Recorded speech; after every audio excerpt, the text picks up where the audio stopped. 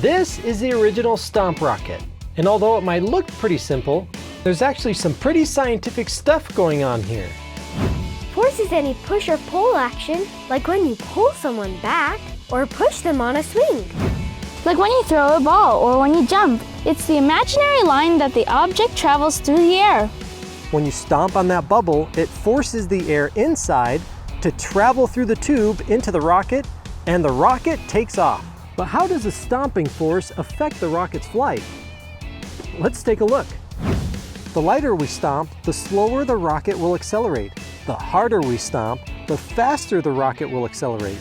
Our goal is to find out which angle will make the rocket go the farthest. With each launch, we're adjusting the launch angle. Have fun with your own experiments and safe stomping.